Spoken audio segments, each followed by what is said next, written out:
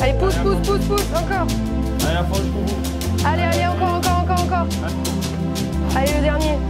Allez, Fred, encore. Allez, tends. Il faut aller de l'avant et il faut faire voir que tout est possible dans la vie.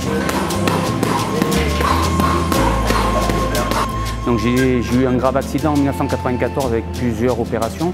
Donc j'ai été amputé en 2021 le 15 octobre. On a dû m'amputer en urgence.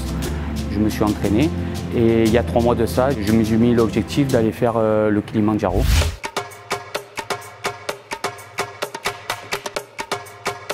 C'est quand même à 5895 mètres d'altitude, c'est le plus haut sommet d'Afrique.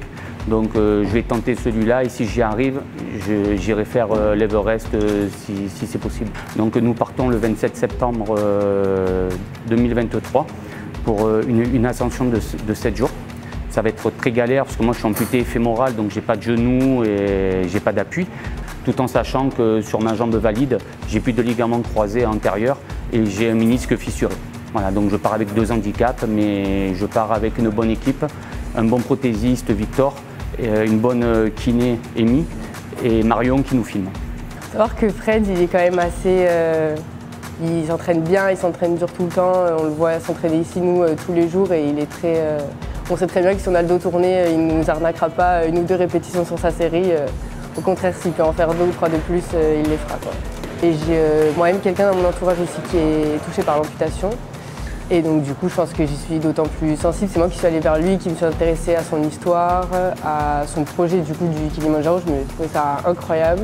C'est un défi physique parce que je vais avoir beaucoup la jambe droite qui va travailler parce que la prothèse pour monter, on monte sur la pointe donc elle va monter raide, c'est quand même lourd. Il va falloir un gros mental pour pouvoir y arriver en haut. Les risques, ça peut être la prothèse, je peux gonfler à tout moment. On ne sait pas en altitude comment le moignon il va gérer. Est-ce que je vais pouvoir rentrer dans la prothèse? Est-ce que la prothèse elle va tenir avec le froid? Est-ce que je risque de me blesser avec la prothèse? On renforce beaucoup les ischios et les quadris sur une machine d'isocinétisme. Après, on fait beaucoup d'abdos aussi, on travaille la marche, un peu d'équilibre. On va pas mal renforcer ses épaules et son dos parce que il va avoir les bâtons de marche et en fait les bâtons de marche, quand on les maîtrise bien, ça permet d'économiser jusqu'à 20 à 30% de son énergie en montée.